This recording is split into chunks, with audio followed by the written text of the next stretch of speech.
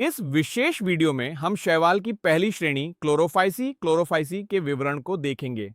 अब जैसा कि नाम क्लोरो से पता चलता है, ये हरे रंग के होते हैं और इसी कारण क्लोरोफाइसी के सदस्यों को आमतौर पर ग्रीन एल्गी, हरे शैवाल कहा जाता है। अब ये सदस्य एक कोशिकीय यूनिसेल्यूलर हो सकते हैं, ये उपनिवेशी कॉलोनियल भी हो सकते हैं और तंतुयुक्त फिलामेंटस भी हो सकते हैं।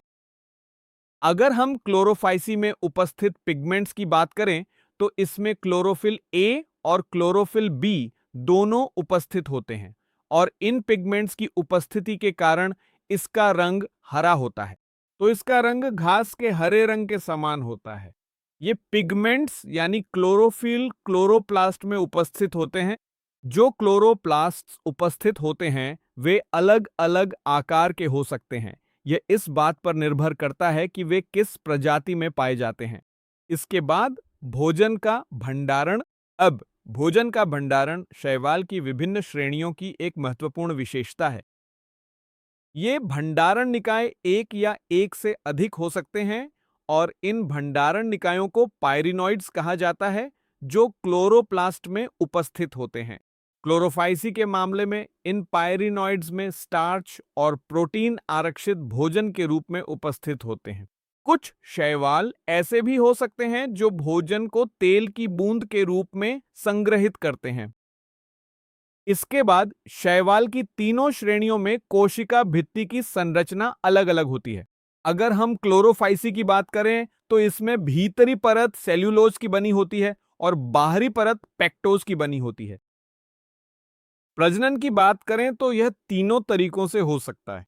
पहला है वेजिटेटिव, दूसरा है अलैंगिक और तीसरा है लैंगिक। पहले तरीके की बात करें यानी वेजिटेटिव प्रजनन, तो यह विखंडन की प्रक्रिया द्वारा होता है, यानी शरीर छोटे छोटे टुकड़ों में टूट जाता है और प्रत्येक टुकड़ा शैवाल के एक नए सदस्य को जन्म देता है। अब यह वेजिटेटिव प्रजनन विभिन्न प्रकार के बीजाणुओं के निर्माण द्वारा भी हो सकता है। दूसरा है अलैंगिक प्रजनन। अब अलैंगिक प्रजनन अलैंगिक बीजाणुओं की सहायता से होता है और इन अलैंगिक बीजाणुओं को जूझपोर कहा जाता है। जूझपोर में जू शब्द का अर्थ है कि ये गतिशील होते हैं और इसी कारण इनमें फ्लैजेला होते हैं तथा ये एक संरचना जिसे जूझपोरेंजिया कहते हैं उसमें बनते हैं। इसके बाद यौन प्रजनन की बात करते हैं। तो यौन प्रजनन किसी भी प्रकार का हो सकता है। यह स्थिति और प्रजाति पर निर्भर करता है। यह समगामी आइसोगेमस, विषमगामी एनिसोगेमस या ओगामी ऊगेमस भी हो सकता है। हमने पिछले वीडियो में समगामी, विषमगामी और ओगामी के बीच का अंतर देखा था, इसी को दोहरा रहे हैं। तो समगामी आइसोगेमस वह स्थिति है जिसमें युग्मक आकार में समान होते हैं। विषमगामी एनिसोगेमस के मामले में ये आकार में असमान होंगे। ओगामी ऊगमुस के मामले में यह एक विशेष स्थिति होगी जिसमें नर गतिशील होगा और मादा अगतिशील होगी। तो यौन प्रजनन इनमें से किसी भी तरीके से हो सकता है। अब बात करते हैं क्लोरोफाइसी के महत्वपूर्ण उदाहरणों की। पहला है क्लैमाइडोमोनास। क्लैमाइडोमोनास एक कोशिकीय है, यानी इसमें केवल एक ही कोशिका होती है।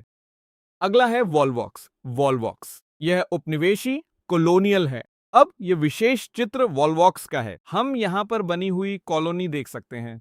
तीसरा उदाहरण है यूलोथ्रिक्स तंतु रूप में पाया जाता है।